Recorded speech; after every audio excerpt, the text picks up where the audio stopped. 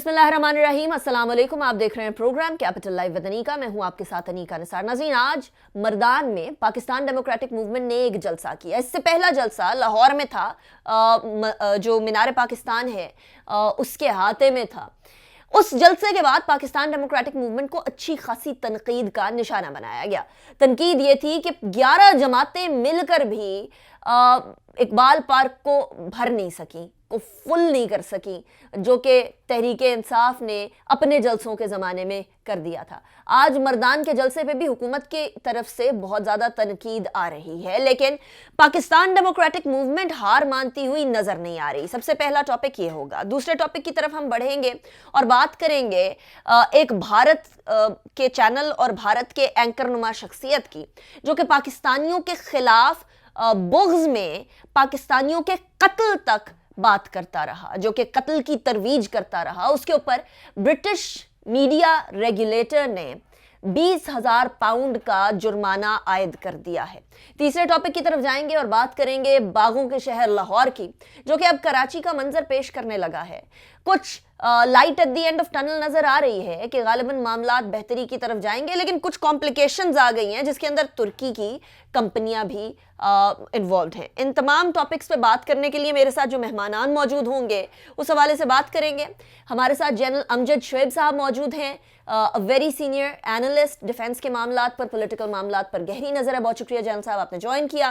कामरान यूसुफ हमारे साथ मौजूद हैं, very season journalist and an analyst. बहुत शुक्रिया कामरान, आपने ज्वाइन किया। और इमरान अली सुल्तान साहब हमारे साथ मौजूद होंगे, जो कि एमडी हैं लाहौर वेस्ट मैनेजमेंट कंपनी के। सबसे पहले कामरान, मैं आपकी तरफ ही आऊंगी। मर्दान जलसा और लाहौर जलसा और उससे पहले के जलसे, अगर जलसों की बुनियाद के ऊपर मेजर करना है कि कोई मूवमेंट कितनी ज़्यादा सक्सेसफुल है, या कोई सियासी जमात कितनी सक्सेसफुल है, या सियासी जमातों का इत्तेहाद कितना सक्सेसफुल है, तो आप इसको सक्सेसफुल रेट करते हैं, या आपकी नज़र में 11 जमातें could do better than this? मेरे ख्याल में ज़ाहिर है कि सियासी जमातों का एक जो शो ऑफ एक्सप्रेशन होता है या शो ऑफ पावर होता है, वो तो ज़ाहिर है जलसों के जरिए होता है। कि लाहौर में मुख्तलिफ आराएं लोगों की कि लाहौर क्योंकि पॉलिटिकल पावर हाउस है, पीएमएलएन का स्ट्रॉन्ग होल्ड भी है, और फिर 11 जमातों का वो जलसा था, तो लोगों को शायद तवक्कुआत थी कि बहुत बड़ा वहां पर जलसा होगा। उतना बड़ा जलसा नहीं हुआ, और उसमें शायद जो पीडीएम की मिस मैनेजमेंट थी वो भी शामिल थी, क्योंकि रहनुमा वक्त पर वहां पे पहुंचे नहीं। आज भी जो मर्दान में जलसा हो रहा है, जो बज़ाहिर एक रीजनेबल क्राउड है, लेकिन अगर पीडीएम की जमातें ये समझती हैं कि इन जलसों की वजह से अल्टीमेटली वो अपना ऑब्जेक्टिव अचीव कर लेंगी, कि ये गवर्नमेंट चली जाएगी, तो ऐसा तो होता नजर नहीं आता। सिर्फ दबाव की हद तक, या उन्होंने किसी से मुज़ाकरात करने हैं उसकी हद तक। मेरे ख्याल में अगर वो अपने ऑब्जेक्टिव अचीव करना चाहते हैं, तो सिर्फ बड़े जलसे करने से कोई मसला हल नहीं होगा। जब तक है क्या कमरान, द प्रॉब्लम इज कि लोग कंफ्यूज्ड हैं। अगर शायद सिर्फ अवामी मसाइल ऑब्जेक्टिव होते तो बात अलग थी, कि महंगाई है, गवर्नमेंट के टाइम पर बहुत सारे स्कैंडल्स हैं, या गवर्नमेंट परफॉर्म नहीं कर पा रही, या जो वादे किए थे वो पूरे नहीं कर पा रही। लेकिन यहाँ तो बड़े मल्टीफेरियस किस्म के और बहुत ही ज्यादा ऑब्जेक्टिव्स नजर आ रहे हैं। तो कोई वन सिंगल गोल आपकी नजर में है पीटीएम का? मेरे ख्याल में जो बज़ाहिर उनका सिंगल गोल है, वो तो यही कहते हैं ना कि एक तो ये हुकूमत जो है वो धांधली के जरिए मुंतखब होकर आई है, ये हकीकी मानों में एक मुंतखब हुकूमत नहीं है, और वो कहते हैं कि इस हुकूमत को मुस्ताफी होना चाहिए और फिल फॉर आज़ाद और शफाफ इलेक्शन होने चाहिए।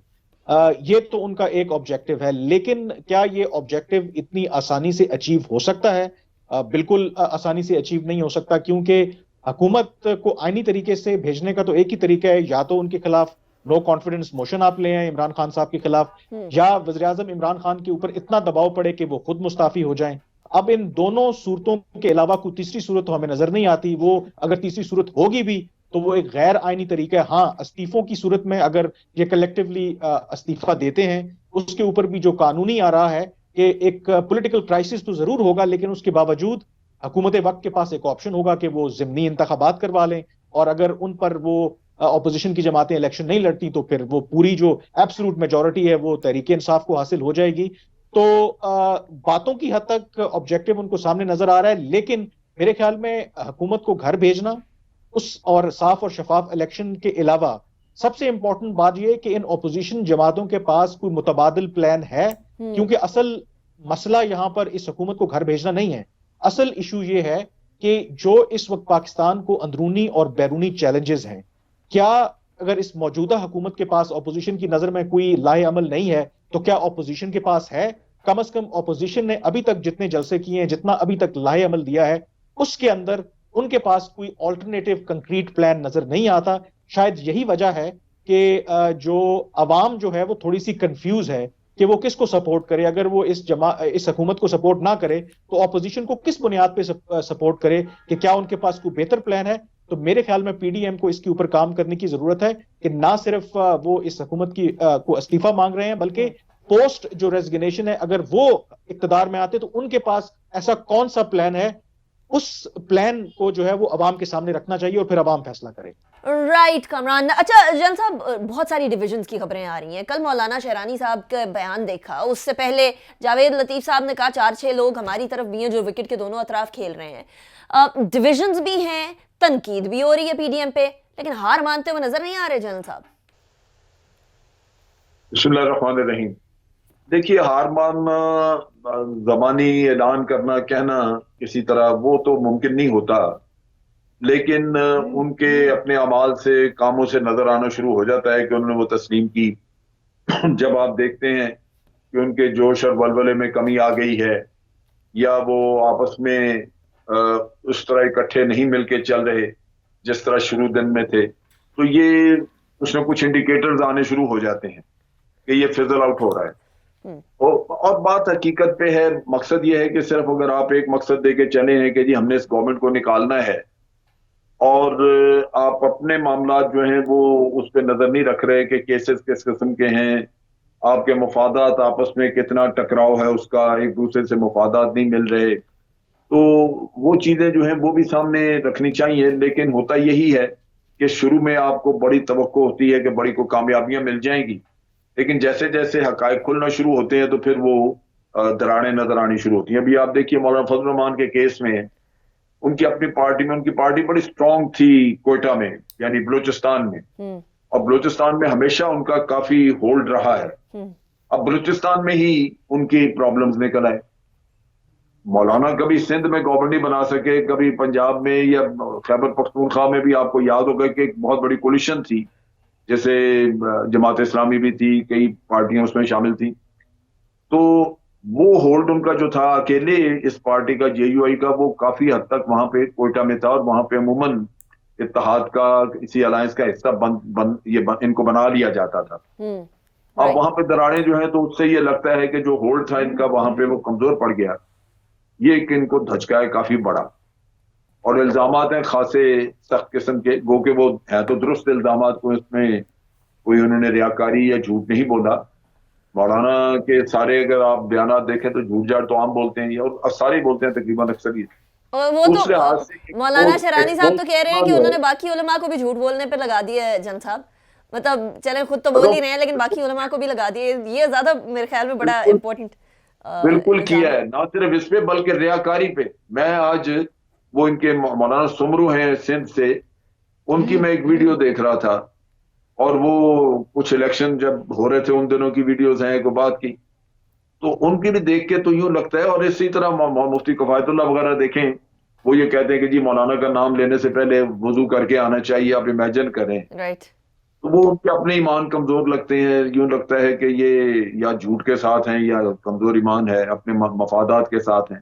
تو ان ساری جب ڈیڈیکیشن میں فرق ہو اور صرف مفادات کی سیاست ہو, تو پھر وہ کہیں نہ کہیں دراڑیں آئیں گی. اور میرا اپنا خیال ہے کہ یہ آہستہ آہستہ فزل آؤٹ ہو جائے گی, اور نہ بھی ہوئی تو اس کے کامیابی کے چانسز نہیں ہیں. یہ ہلے گلے سے حکومتیں نہیں جاتی. رائٹ کامران, آپ کی طرف میں آؤں گی. سب سے زیادہ جو گورنمنٹ تکیہ کر کے بیٹھی ہوئی ہے وہ اس بات پر ہے کہ اپوزیشن میں تو دراڑیں آ رہی ہیں, ہمیں فکر کی ضرورت نہیں ہے. آپ کو اپوزیشن میں دراڑیں نظر آ رہی ہیں, یا ڈو یو تھنک کہ زیادہ ہائپ دی جا رہی ہے اس کو؟ میرے خیال میں اپوزیشن کے اندر یقیناً اس وقت آپ کہہ لیں کہ اختلافات تو موجود ہیں, اور اس کی بنیادی وجہ پی ایم ایل این اور جو مولانا فضل الرحمان اور جو باقی چھوٹی جماعتیں ہیں وہ ایک طرف ہیں, اور پیپلز پارٹی جو ہے وہ تھوڑا پریگمیٹک ویو لے رہی ہے. اور یہ اب ایک اوپن سیکرٹ ہے کہ وہ استعفوں کا معاملہ ہو یا پھر دھرنا دینے کی بات ہو، شاید پیپلز پارٹی جو ہے وہ تھوڑا ڈیفرنٹ ٹریک لینا چاہ رہی ہے، اور اس وجہ سے شاید یہ خبریں سامنے آ رہی ہیں. اور یہ کوئی میرے خیال میں حیران کن بات بھی نہیں ہے، کیونکہ یہ 11 جماعتیں ہیں اور 11 جماعتوں کا اپنا ایک نقطہ نظر ہے، اپنا ایک نظریہ ہے، اور اس طرح کے اختلافات یا الٹیمیٹلی گورنمنٹ کو کیسے ہٹانا ہے اس کے اوپر اختلافات ہونا کوئی میرے خیال میں اچنبھے کی بات نہیں ہے. لیکن دوسرا جو آپ کا سوال کا حصہ ہے کہ کیا حکومت کو اسی چیز پہ خوش ہو جانا چاہیے کہ ان کے درمیان اختلافات ہیں تو ہمیں فکر کرنے کی ضرورت نہیں ہے. میرے خیال میں حکومت کو سب سے زیادہ فکر کرنے کی اپنی کارکردگی کو بہتر کرنے کی ضرورت ہے. اگر وہ یہ کل وزیر سمجھتے اعظم ہیں صاحب نے بولا تو ہے کہ وزیروں کو کہ دیکھیں آپ اپنی کارکردگی بہتر بنا لیں، پرفارمنس میجرمنٹ ہوا کرے گی اب سے. Is it going to work? Do you think so? میرے خیال میں 2.5 سال کے بعد اگر وزیراعظم عمران خان کو اب یاد آیا ہے کہ وہ وزیراعظم جو وزراء کی پرفارمنس ہے اس کو وہ میجر کریں گے تو یہ تھوڑا افسوسناک پہلو ہے. اور دوسرا ظاہر ہے کہ وہ خود اب یہ بات مان رہے ہیں کہ پہلے 1 سال تو انہیں سمجھ ہی نہیں آئی کہ ہو کیا رہا ہے، کیونکہ ان کا اتنا تجربہ نہیں تھا. لیکن اگر ان کے ماضی کے بیانات دیکھیں تو وہ یہ کہتے ہیں کہ جیسے ہی وہ الیکشن جیت کر آئیں گے ان کی ایک پوری ٹیم تیار ہے، ان کے پاس پورا ایک پلان موجود ہے، ایون انہوں نے 100 ڈے کا پلان بھی دیا. شاید لوگ یہ اس طرح کے ایکسکیوزز اب نہیں مانیں گے. تو میرے خیال میں گورنمنٹ کو اگر یہ سمجھتی ہے کہ پی ڈی ایم کی تحریک اگر ناکام ہوتی ہے تو آٹومیٹکلی ان کی سکسیس ہے. میرا نہیں خیال کہ وہ آٹومیٹکلی ان کی سکسیس ہے. اس سے بڑا جو اس وقت چیلنج ہے وہ جو وعدے انہوں نے کیے تھے، خاص کر کے معیشت کو جو آپ نے اٹھانا تھا، وہ ابھی تک وہ نہیں ڈیلیور کر سکے. اگر 2.5 سالوں میں صرف آپ کو ابھی یہ اندازہ ہوا ہے کہ حکومتی امور چلانا کوئی آسان کام نہیں ہے، تو اگلے 2.5 سال میں ان کے پاس کیا میجک وانڈ ہے کہ وہ بہت ڈراسٹک کوئی تبدیلی لے آئیں گے؟ ایٹ لیسٹ مجھے کم از کم اتنی کوئی آپٹمسٹک پکچر نظر نہیں آتی. بہرحال گورنمنٹ کو میرے خیال میں پھر بھی کوشش کرنی پڑے گی. پی ڈی ایم میں دراڑوں کے بجائے ان کو فوکس کرنا پڑے گا کہ عوام کو وہ کس طرح مطمئن کرتے ہیں. ٹھیک ہو گیا، بریک کی طرف جاتے ہیں، بریک کے بعد واپس آئیں گے، اس کے بعد پھر اپنے سیکنڈ ٹاپک کی طرف بڑھیں گے. بھارتی میڈیا کس طریقے سے بغض پاکستان میں اپنی حکومت کا پیڈ ایجنٹ بن چکا ہے، اس بارے میں بات کریں گے ایک بریک کے بعد.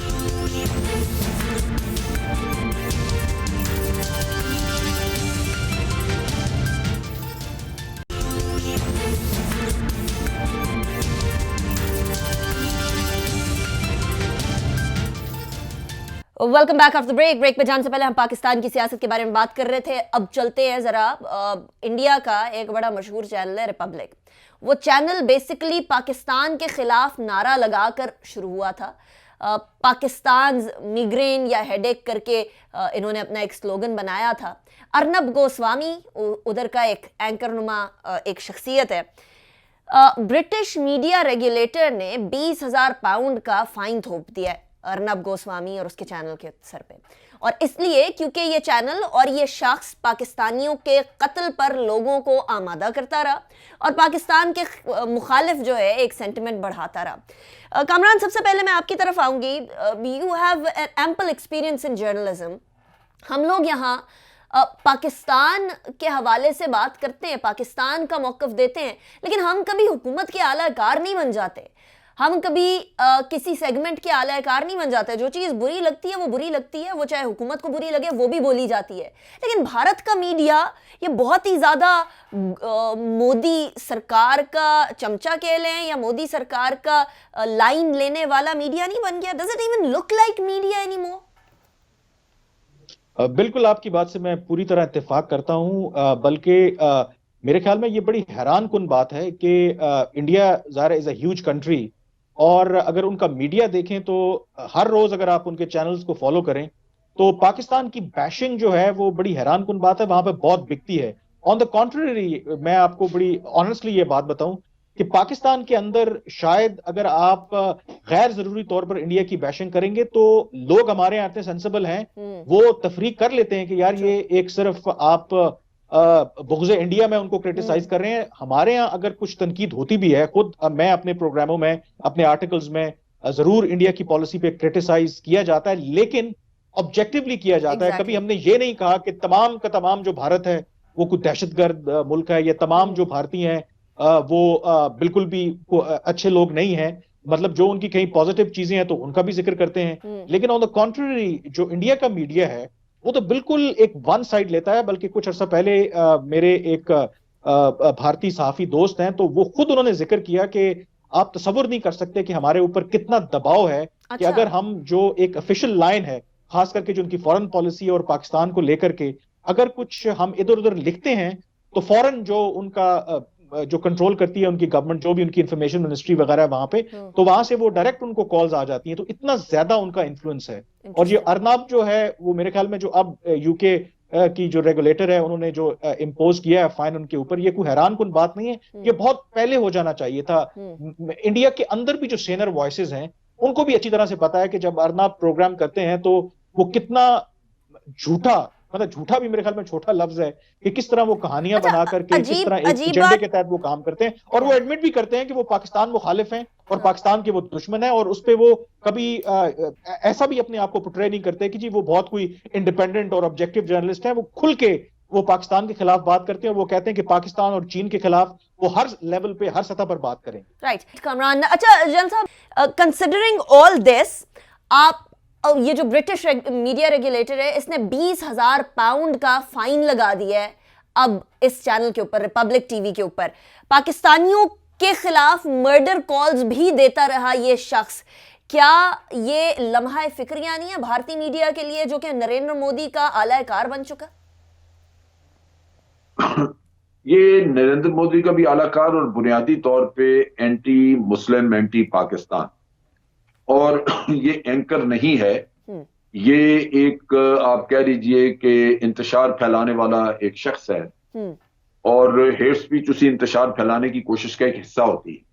आप जब आप फसाद फैलाना चाहें तो हेट स्पीचेस के जरिए ही आप फैलाते हैं। सो ब्रिटेन गवर्नमेंट या उनके रेगुलेटर ने बड़ा सही इसको आइडेंटिफाई किया।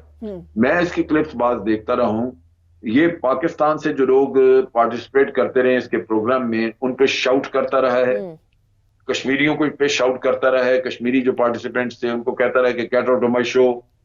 ये इस तरह की बातें करता रहा है और फिर बड़ी बॉसिंग करता है, आपके ऊपर धौंसे मारने की कोशिश करता है कि मैं जो कुछ कह रहा हूं वो ठीक है, आप उसको तस्लीम करें। तो ये एंकर नहीं है, एक शैतान है, एक ऐसा आदमी है जो कि फसाद फैलाना चाहता है, नफरतें फैलाना चाहता है। एंकर को न्यूट्रल होकर सोचना चाहिए, वो नहीं है। लिहाजा मैं समझता हूं कि इस पे फाइन हुआ अच्छा है, इसकी पहचान हो गई, और अब जो डिनाइल में रहते थे लोग उनको भी पता लग गया। खुद भी ये डिनाइल में था, कभी कहता था कि नहीं जी मैं तो एंकर हूं, ये चीज इसके भी मुंह पे मारी जा सकती है। तो उस लिहाज से मैं अप्रिशिएट करता हूं कि ये एक अच्छा कदम हुआ कि एक घटिया आदमी की पहचान पब्लिकली पूरी दुनिया में हो। राइट जनरल साहब, वैसे ऑनेस्टली स्पीकिंग अगर न्यूट्रल नहीं भी हो सकता तो एटलीस्ट अपने मेहमानों को मेहमान की तरह बुलाया है। मशरकी रिवायात को देखते हुए कम से कम उनको वो तकद्दुस या वो ताज़ीम ही दे दे जो मेहमानों को देनी चाहिए। आई फेल टू अंडरस्टैंड इतनी बेइज्जती कराकर लोग इसके शो में जाते भी क्यों हैं। That is also one question. ये एक्चुअली बदतमीजी जो करता था उसके बाद बड़ा सारे तवक्को, बल्कि पाकिस्तान से जो लोग जाते थे उनमें से एक दो से मेरी बात हुई तो मैंने उनको मना भी किया। मैंने कहा देखो एहतियात करो, क्योंकि इंसान अगर इज्जत से नहीं बैठ सकता कहीं तो वहां जाने का फायदा कोई नहीं। और ये आदमी जो है इसकी जो बुनियादी जरूरत है, आप खुद तो नहीं जबरदस्ती जाके उसके शो में बैठते, आपको उस वक्त बुलाते हैं, मिन्नत करते, कहते हैं कि जी आप आए। जब आप चले गए तो फिर आपको इज्जत का स्वरूप भी आपको आपके साथ नहीं करते।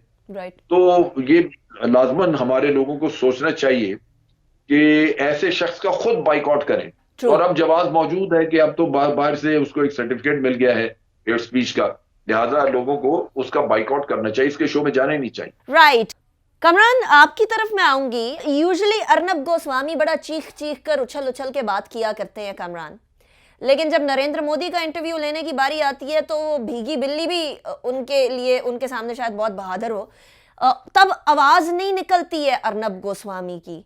लेकिन यहाँ पाकिस्तानियों को स्टीरियोटाइप करना, हर मुसलमान को स्टीरियोटाइप करना, मुसलमानों की बैशिंग करना, अपने मेहमानों को बुलाकर, पाकिस्तानी मेहमान हो, कश्मीरी मेहमान हो, मुसलमान मेहमान हो, उनको बुलाकर बेइज्जत करना, ये एक नॉर्म है अर्नब गोस्वामी का।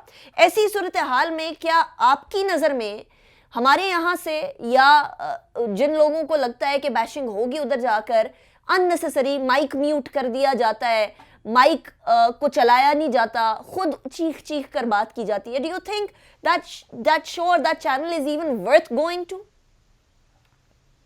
میں آپ سے فلی ایگری کرتا ہوں, بلکہ 2-3 سال پہلے کی بات ہے کہ مجھے خود ارنب کے پروگرام میں سم اور دی ادر میں وہاں پہ چلا گیا, اور اس کے بعد سے میں نے تو کلیئرلی توبہ کر لی کہ میں دوبارہ اس پروگرام میں بالکل بھی کسی بھی طرح سے نہیں جاؤں گا. حالانکہ میں پروگرام میں اس نیت سے گیا تھا کہ آبجیکٹیولی بات کروں گا, یہ نہیں کہ اگر پاکستان کے اینڈ پر کوئی چیز ایسی ہے, دیکھیں پاکستان اور انڈیا غلطیاں دونوں سے ہوئی ہیں, اننیسیسریلی میں پاکستان میں آبجیکٹیولی بات کروں گا, لیکن وہاں پر مجھے جا کر احساس ہوا کہ مجھ سے بہت بڑی غلطی ہوئی کہ میں نے اس پروگرام کے لیے کمٹ کیا, اور اس کے بعد سے آج سے لے کر کے 2 کے 12 فون آتے رہے, لیکن کبھی بھی میں نے کم از کم اس پروگرام میں جانے کی دوبارہ زحمت نہیں کی. اور میرے خیال میں پاکستان کے جو بھی اینالسٹ ہیں, ظاہر ہے کہ ان کا اپنا پریروگیٹو ہے, وہ جانا چاہتے ہیں, ان کا بھی ایک اپنا نقطہ نظر ہے کہ اگر ہم وہاں پہ نہیں جائیں گے تو جتنا ان کو موقع ملتا ہے تو کم از کم وہ اپنے ڈیفینڈ کر لیتے ہیں. لیکن جب آپ کو پتا ہو کہ ایک چینل کی خاص پالیسی ہے, اس نے آپ کو موقع فراہم نہیں کرنا, اس نے آپ کو سامنے بٹھا کے آپ کی انسلٹ کرنی ہے, آپ کو پورا موقع فراہم نہیں کرنا, تو میرے خیال میں بہتر آپشن یہی ہوتا ہے کہ آپ وہاں پر نہ جائیں. اور کیونکہ وہاں جا کے بیسیکلی اس پروگرام کو کریڈیبلٹی دے رہے ہوتے ہیں نا کہ دیکھیں پاکستان کی سائیڈ بھی ہے, چاہے پاکستان کی سائیڈ کو میوٹ کیا ہو. بالکل ایگزیکٹلی, کیونکہ وہ تو دنیا کو دکھانے کے لیے یا اپنے لوگوں کو دکھانے کے لیے کہ دیکھیں کہ ہم کتنے اوپن مائنڈڈ ہیں, 2 کہ پاکستان کے حوالے سے ہماری ریزرویشنز ہیں, پھر بھی ہم پاکستانی جو گیسٹس ہیں ان کو دعوت دیتے ہیں. اگر 6 گیسٹ ہیں تو 3 گیسٹ وہ پاکستان سے بلاتے ہیں, 3 انڈیا سے بلاتے ہیں. لیکن اگر پروگرام کا بغور جائزہ لیا جائے تو شاید پورے 1 گھنٹے کے پروگرام میں وہ ان کو تینوں گیسٹ کو ملا کے 1 منٹ بھی نہیں دیتے ہوں گے. اگر 1 منٹ دیتے بھی ہیں تو اس میں اتنی انٹرپشن ہوتی ہے کہ آپ اپنا نقطہ نظر بیان نہیں کر سکتے. تو میرے خیال میں بہتر آپشن یہی ہے کہ آپ ایسے پروگراموں میں, اور خاص کر کے اب جب یو کے ریگولیٹر نے باقاعدہ طور پر تصدیق کر دی ہے کہ کس بھونڈے طریقے سے جو ریپبلک ہے اور ان کے جو ہوسٹ ہیں ارناب جس طریقے سے پروپیگنڈا کرتے ہیں, اور اس کے بعد تو میرے خیال میں ہمارے جو پاکستانی مہمان ہیں, ساتھی ہیں, ان کو جانے سے گریز ہی کرنا چاہیے. Right Kamran, thank you so much for joining me in my show. اور بیسکلی اس طرح کے پروگرامز جو کہ صرف پاکستان مخالف ہیں, جو کہ بکتے ہی پاکستان مخالفت پر ہیں, جو کہ بیسکلی ایک پروپیگنڈا مشین ہے, وہ ابھی EU ڈس انفو لیب نے کچھ انکشافات کیے, یہ اس کا حصہ ہیں. تو یقیناً پاکستانی, کوئی بھی پاکستانی وہاں جا کر ان کو کریڈیبلٹی نہ دے تو بہتر ہے, یہ اس قابل نہیں ہے کہ جایا جائے. اور اب تو برٹش میڈیا ریگولیٹر نے بھی ثابت کر دیا, 20,000 پاؤنڈ کا فائن تھوپ دیا ان کے سر پر. بریک کی طرف جائیں گے, بریک کے بعد شہر لاہور کی بات کریں گے.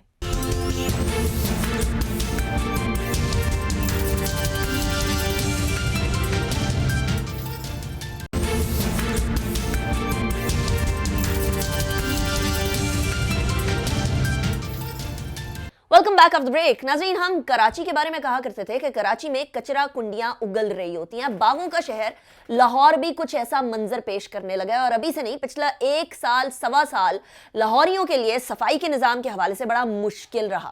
ابھی 1.5 مہینہ پہلے لاہور ویسٹ مینجمنٹ کمپنی کے MD کو تبدیل کیا گیا, اور بہت ساری تبدیلیاں ہوئیں, بورڈ آف ڈائریکٹرز کے اندر تبدیلیاں ہوئیں, اور ہم لوگوں نے کام میں تیزی دیکھی. لیکن جو کمپنیاں, ترکی کی کمپنیاں صفائی کا نظام سنبھالے ہوئے تھی لاہور کی, ان کو ایکسٹینشن پہ ایکسٹینشن دی جاتی رہی. 4تھی ایکسٹینشن 31 دسمبر کو ختم ہو رہی ہے, اور ایسی صورتحال میں لاہور میں صفائی کا ابتر نظام مزید ابتری کی طرف جاتا ہوا نظر آ رہا ہے. ایسی صورتحال میں لاہور ویسٹ مینجمنٹ کمپنی اور پنجاب حکومت نے ریڈ کی, اور جو اگریمنٹ ہوا تھا جس کے مطابق اکوپمنٹ سارا کا سارا لاہور ویسٹ مینجمنٹ کمپنی تک آ جانا چاہیے تھا, وہ اکوپمنٹ بازیاب کرا لیا یا لے لیا. ایسی صورتحال میں سوال یہ پیدا ہوتا ہے کہ ترکی اور پاکستان کے تعلقات, پلس کیا یہ معاملہ ترکی اور پاکستان کے تعلقات کا ہے بھی, یا اس کو صرف یہ ٹوسٹ دیا جا رہا ہے. ہمارے ساتھ managing director Lahore waste management company Imran Ali Sultan صاحب موجود ہیں. بہت شکریہ عمران علی سلطان صاحب, آپ مختلف شہروں میں رہے, آپ نے DMG گروپ سے ہیں کیونکہ, تو آپ نے بہت ساری چیزیں سنبھالی, لیکن آپ پرائم منسٹر آفس بھی رہے ہیں عمران علی سلطان صاحب, اور آپ کو پتہ ہے کہ برادر ممالک کے ساتھ تعلقات بڑے کشیدہ ہو سکتے ہیں یا بڑے سینسٹیو ہوتے ہیں, ان کو سنبھالنا بڑا مشکل ہوتا ہے, ٹیکنیکل ہوتا ہے. ایسی سچویشن میں عمران علی سلطان صاحب یہ ایک چیز سامنے آ رہی ہے کہ ترکی کی کمپنیاں اور لاہور ویسٹ مینجمنٹ کمپنی کے درمیان کچھ تلخیاں ہوئیں. آج بھی غالباً آپ کی ایک ملاقات ہوئی. کیا یہ معاملہ ترکی اور پاکستان کا ہے یا یہ پیورلی سروس پروویژن کا ہے؟ جی انیکا, تھینک یو ویری مچ. سب سے پہلے میں بتاتا چلوں کہ جیسے بہت سے میڈیا میں اس کو ایک پروجیکٹ کیا جا رہا ہے کہ جیسے یہ پاکستان ترکی کے مابین کوئی چیز ہے, یہ ڈپلومیٹک سائڈ کا اینگل ہے, یہ گورنمنٹ ٹو گورنمنٹ ہے. ایسا بالکل نہیں ہے. آپ جانتی ہیں کہ آج کی گلوبلائزیشن کی ورلڈ ہے جس میں تمام ممالک کی کمپنیز دوسرے ممالک میں جا کے کام کر رہی ہیں. تو یہ بہت سمپل سا میٹر ہے. ایک لاہور ویسٹ مینجمنٹ کمپنی ہے جس کا سروسز کے لیے کانٹریکٹ ایک اور 2 کمپنیز کے ساتھ ہیں جو انٹرنیشنل کمپنیز ہیں. ان کا ایک نام البراق ہے, اوسپاک ہے. جب بھی کوئی بزنس ڈیل ہوتی ہے, کانٹریکٹ ہوتا ہے, ہر بزنس میں ڈفرینٹ کانفلکٹنگ اوپینینز بھی آتے ہیں, باتیں بھی آتی ہیں, اور دونوں پارٹیز اپنی مرضی کا ایک پرسپیکٹیو لیتی ہے. تو صرف یہ معاملہ گورنمنٹ ٹو گورنمنٹ یا پاکستان ترکی کا نہیں. ٹرکش ہمارے بھائی ہیں, پاکستان ان کے ساتھ ہمیشہ کھڑا ہوا ہے, ٹرکی پاکستان کے ساتھ ہمیشہ کھڑا ہوا ہے. یہ معاملہ صرف 2 کمپنیوں کا اور سروسز کے معیار کو برقرار رکھنے کا ہے. رائٹ. اچھا عمران صاحب, at this point in time مسئلہ یہ ہے کہ پچھلے 1.5 سے بڑا ایشو لاہور کے اندر ویسٹ مینجمنٹ کا چلتا آیا ہے. آپ آئے ہیں تو کچھ بڑے کوئکلی, کچھ ایکٹیولی کام اور اقدامات ہونا شروع ہوئے ہیں. ابھی حال میں یہ جو انہی ترکی کی کمپنیز کے ایکوپمنٹ پر چھاپے مارے گئے اور ان کو کنفسکیٹ کیا گیا, یہ کیوں؟ کیا اگریمنٹ میں یہ تمام جو ایکوپمنٹ ہے یہ ہمارا یعنی پاکستان کا ہے یا یہ ترکش کمپنیوں کا ہے؟ دیکھیے, یہ یونیورسل پورے دنیا کا قانون بھی ہے, اور پاکستان کا کانسٹیٹیوشن جو ہے وہ بڑے کلیئرلی مینشن کرتا ہے کہ لوگوں کی جان, لوگوں کی مال, انوائرمنٹل کرائسس, ویسٹ, اس تمام کی جو سہولیات ہیں اس کی ذمہ داری ریاست پر ہوتی ہے. تو اگر کسی بھی وجہ سے اگر کہیں پہ بھی ہیلتھ کرائسس ہے, جس طرح کووڈ آیا یا ویسٹ کرائسس آ رہا ہے یا سیلاب آ جاتا ہے یا اس قسم کی کوئی اور بھی پرابلمز آتی ہیں, تو اسٹیٹ کو آگے بڑھ کے لوگوں کی سہولت کے لیے بڑھنا پڑتا ہے اور اپنا کام کرنا پڑتا ہے. جہاں تک اس کانٹریکٹ کی بات ہے تو اس کانٹریکٹ میں بہت کلیئر لکھا ہوا تھا. یہ کانٹریکٹ 2011 میں ہوا تھا, دسمبر 2011 میں, اور 7 ایئرس کا تھا. اور 7 ایئرس کا ٹائم جو ہے وہ دسمبر 2019 میں کمپلیٹ ہو گیا. اور اس کے بعد اس کانٹریکٹ میں بڑے واضح انداز میں لکھا گیا ہے کہ تمام کے تمام ایسٹس, تمام کے تمام مشینری, تمام کا تمام اکوپمنٹ جو ہے وہ لاہور ویسٹ مینجمنٹ کمپنی کا ایسٹ بن جائے گا. اور جب بھی ایک چھوٹا ملک جو ہے وہ کسی ترقی یافتہ ملک کے ساتھ سروس ڈیلیوری کا اگریمنٹ کرتا ہے تو یہی ہوتا ہے کہ آخر میں ان تمام ممالک نے ان ممالک سے سیکھنا ہوتا ہے. پھر سسٹینیبلٹی کے لیے جب کانٹریکٹ کا ٹائم کمپلیٹ ہوتا ہے تو سسٹم کو خود آگے لے کے چلنا ہوتا ہے. تو LWMC کو تو یہ تمام مشینری دسمبر 2019 میں ہی لے لینی چاہیے تھی, بٹ کچھ وجوہات کی وجہ سے انہیں انلیگلی ملٹیپل ایکسٹینشن دی گئیں, 1, 2, 3, 4. اب چوتھی ایکسٹینشن کا ٹائم بھی 31 دسمبر 2020 کو ختم ہو رہا تھا, اور انہوں نے 10 دسمبر کو دونوں البراق اور اوسپاک کمپنیز نے اسٹرائک کر دی تھی, جس کی وجہ سے آپ نے اپنے انٹرو میں کہا کہ باغوں کا شہر جو ہے وہ کچرا کنڈی بنتے جا رہا تھا. تو اس میں حکومت پنجاب نے بہت ذمہ داری کا ثبوت دیتے ہوئے کچھ احکامات جاری کیے, جن کے مطابق انہوں نے LWMC کو ٹاسک دیا کہ اب آپ خود سے ان تمام امور کو سنبھالیں اور لاہور کی صفائی کی ذمہ داری آپ خود اٹھائیں. اچھا عمران علی سلطان صاحب, آپ نے تو کوئی 2 مہینے ہوئے ہوں گے میکسیمم آپ نے جوائن کیا LWMC کو, اور اس دوران میں آپ کے آنے سے پہلے کوئی 20-25 ہزار ٹن کچرا لاہور میں پڑا ہوا تھا. کوئی اس کے اندر کوئی کمی آئی ہے اس کچرے کے اندر؟ کوئی معاملات بہتری کی طرف جا رہے ہیں لاہور میں یا ابھی اسٹینڈ سٹل پہ کھڑے ہوئے ہیں, ادھر کے ادھر ہی ہیں؟ اور لاہوریوں کو بیسکلی اس تمام انوائرمنٹل کرائسس سے ریلیف کب ملے گا؟ دیکھیے, لاہور بہت بڑا شہر ہے اور تقریباً 1 کروڑ 20 لاکھ کی آبادی ہے, اور daily Lahore 5,500 ton daily waste جو ہے وہ پروڈیوس کرتا ہے. اگر آپ 2 یا 3 دن میں اسے پک نہیں کرتے تو یہ 15,000 20,000 کے قریب پہنچ جاتا ہے, اور وہ بہت بڑے انبار لگ جاتے ہیں.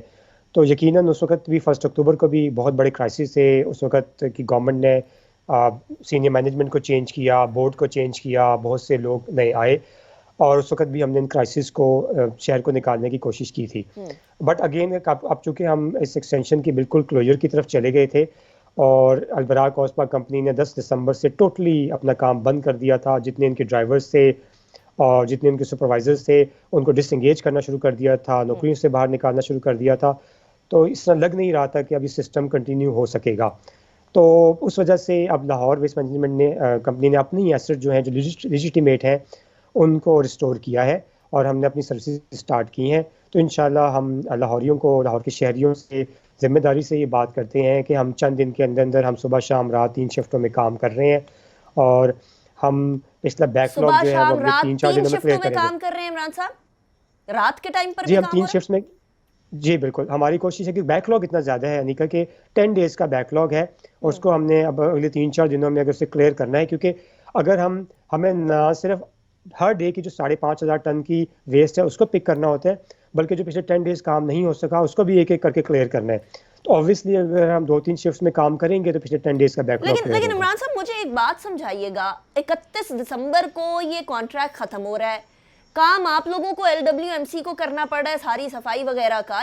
یہ دونوں ترکش کمپنیاں جو تھیں اپنے جو کانٹریکٹ کا اینڈ ہے، جو ایکسٹینشن، چوتھی ایکسٹینشن کا اینڈ ہے، تب تک انہوں نے کام کیوں نہیں کیا؟ ذمہ دار کون ہے یہ انبار لگنے کا کچرے کے لاہور میں؟ جی چوتھی ایکسٹینشن آپ نے بالکل صحیح کہا، 31 دسمبر 2020 کو ختم ہو رہی تھی. تو چونکہ ہمیں نظر آ رہا تھا، ایک تو ہمارے بورڈ کا ڈیسیجن تھا کہ ہم 5th ایکسٹینشن ہرگز نہیں کریں گے کیونکہ ملک کے قوانین اس کی اجازت نہیں دیتے، پپرا اجازت نہیں دیتا جو فری بیڈنگ اور ٹرانسپیرنسی کی بات کرتا ہے، ویلیو فار منی کی بات کرتا ہے. اس میں اسی کے تناظر میں ہمیں ڈائریکشن یہ تھی کہ 23 نومبر 2020 کو ہم نے ایک لیٹر لکھا جس میں کہا کہ یہ مشینری جو ہے وہ اب ہمیں واپس کر دی جائے ایز پر کانٹریکٹ، تاکہ LWMC جو ہے وہ اب ذمہ داری خود سنبھالے گی. جس کے بعد ان کی ملٹیپل کورسپونڈنس آئی ہے، ہمیں بہت سے لیٹرز آئے ہیں 23 نومبر کو، 27 نومبر کو، 7 دسمبر کو. 7 دسمبر میں انہوں نے ہمیں بڑے کلیئرلی کہا کہ 10 دسمبر سے ہم اپنے آپ کو ڈس انگیج کر رہے ہیں اور ٹاؤنز آپ کے حوالے کر رہے ہیں اور آپ خود ذمہ داری سنبھال لیں. اور اس کے بعد 10 دسمبر میں چونکہ کام ٹوٹلی ختم ہو گیا تھا تو 10 ڈیز کے بیک لاگ جو میڈیا نے بڑا ہائی لائٹ کیا، لوگوں کی پلس پہ، لوگوں کی جان کو، ان کی ہیلتھ کرائسس کو، ویسٹ کرائسس کو سامنے لے کر آیا، جس کی وجہ سے گورنمنٹ کو ایک کوئک ڈیسیشن میکنگ کرنی پڑی. اور 20 دسمبر کو ہمیں ڈائریکشن آئی کہ لاہور ویسٹ مینجمنٹ کمپنی اب صفائی کا انتظام خود سنبھال لے. رائٹ، عمران علی سلطان صاحب بہت شکریہ آپ نے جوائن کیا. It was a pleasure having you. ناظرین، ایک ہفتے تک کا ٹائم دیا جا رہا ہے کہ ایک ہفتے میں لاہور کے کچرے کی صورتحال اور صفائی کے نظام کی صورتحال بہتر ہو جائے گی. اب سے معاملہ جو ہے وہ ترکش کمپنیاں نہیں بلکہ لاہور ویسٹ مینجمنٹ کمپنی سنبھالے گی. اور ایسی صورتحال میں یہ تمام جو ایشو کچھ عرصے سے ہم لوگوں کو نظر آ رہے ہیں صفائی کے، وہ بھی بہتر ہوتے ہوئے نظر آئیں گے. ہماری دعا تو یہی ہے کہ لاہور ایک نیا کراچی نہ بن جائے. آنے والے وقتوں میں یہ دیکھتے رہیں گے. عمران علی سلطان صاحب، آپ کو بھی ہم زحمت دیتے رہیں گے. Thank you so much for joining us in the show. اسی کے ساتھ انیکا نثار کو اجازت دیجیے. اللہ حافظ و ناصر.